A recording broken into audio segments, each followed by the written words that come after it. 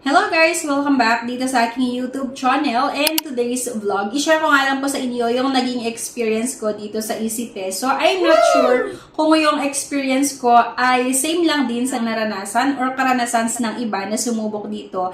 Pero ayun nga po, i-share ko sa inyo, at kung sakaling magkaiba nga tayo ng naranasan, sana po i-comment nyo kung ano nga po yung mga napansin nyo, kung ano nga po yung mga na-encounter nyo nung sinubukan nyo na utangan ito. So, nung sinubukan ko, agad-agad nag-offer sa akin ng 15,000 pesos. Pero disclaimer lang mga beshies, lahat ng makikita nyo or mapapanood nyo sa video na ito ay based lang sa sarili kong experience.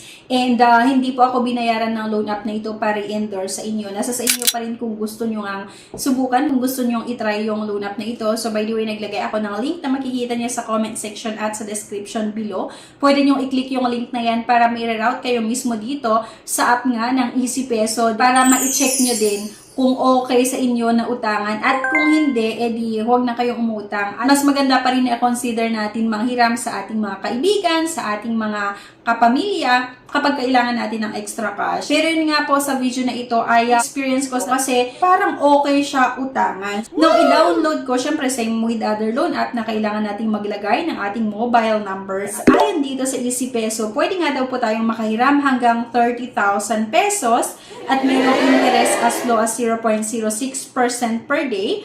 And meron po itong up to 180 days na long term. So, may mga gusto itong access sa ating cellphone, and option nyo pa rin naman yan kung gusto nyo sila allow or don't allow na lang. Kaya lang kasi pag don't allow yung napindot natin, hindi talaga magpo-proceed nga ang ating loan application. Meron itong in-offer sa akin na 400 pesos off. Meron pa itong pa-cashback na 100 pesos. Diba? So, now you can withdraw up to 100 pesos in cash with zero interest. Meron pa itong special gift for mother nga daw. At diba, mother naman talaga ako. So, use the limited time. Meron itong pa 50% discount. Makikita nga natin dito, hanggang 30,000 pwedeng mahiram. Pero i-check natin ha, kung hanggang 30,000 ba talaga yung ino-offer ng loan app na ito. And bago nga tayo umutang, may mga kailangan tayong sagutan. At ganun naman talaga, kapag loan app or online loan app, yung mga OLAS, yung inuutangan natin ay hindi talaga nawawala nga itong personal information, yung contact information, at pag-upload ng isang valid government ID. Kasi nga po, isang valid ID lang yung requirements. Pwede na nga po tayong makautang sa iba't ibang OLAS. Pero syempre, ulitin ko lang, hindi ko kayo ina-encourage na umutang sa iba't ibang mga loan app. Ugaliin natin na mag-research kung okay ba utangan yung ina-download nyo na loan app. Okay? Tumatanggap daw po ito ng SSS ID,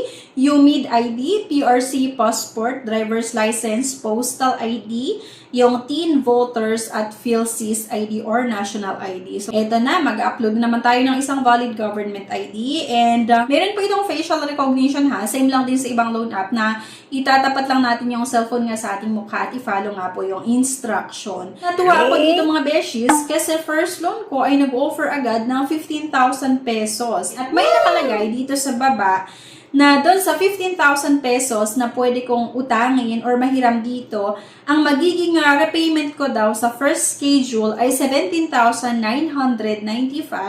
So parang nagpatong lang sila ng 2,995 doon sa 15,000 na pwede kong mautang daw. Kung ang pagbabasehan ay loan amount, medyo okay siya kasi first time, nag-offer agad ng 15,000 pesos. Pero ayun na nga po, kung meron kayong experience dito na mas mababang amount yung in-offer sa inyo, ay ilagay nyo na lang po sa comment section. So sa akin nga po kasi, 15,000 yung in-offer na loan amount sa first loan ko. Noong i-click ko yung borrow now, syempre kailangan nating mag-agree sa loan agreement and disclosure statement of loan transaction. So i-check lang natin yung small box nga dyan. Meron nga itong interest waiver. So merong pagpipilian na 400 at 300 pesos. Kung makikita nyo, para lang po ito sa mga new user. Okay? May nakalagay na new user only, 400 pesos off at 300 pesos off. At syempre, kung mamimili ka lang din, dito ka na sa 400 pesos. First schedule repayment ko nga, dahil sa 15,000 na utangin ko daw ay 17,995. At mamimili nga lang po tayo kung saan natin gustong matanggap yung loan proceeds, pwede sa e-wallets or sa online bank. So, yun po yung na-experience ko nung subukan ko yung loan app na ito. So far, medyo okay siya ha.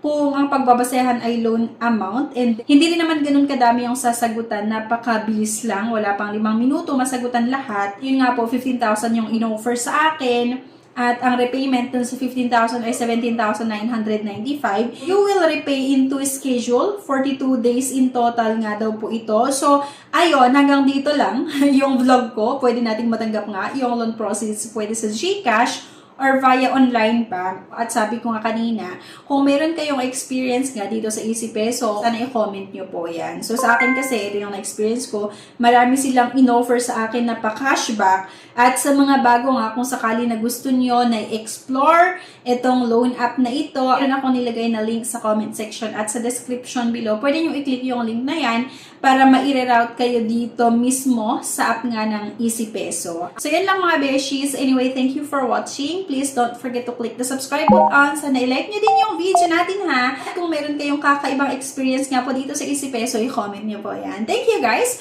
at see you on my next vlog. Bye-bye! Subscribe na para makasali sa pa-GCash at cellphone giveaways na mai-announce every 25th of the month. Mechanics. 1. Find the 3 words in this video. 2. I-comment ang 3 words in order. 3. Like this video, subscribe, comment, and share. If declined sa bank and other loan apps, pwede niyong subukan yung ibang options. See the links sa description at sa comment section below. Click the link and apply. Disclaimer: try or apply at your own risk.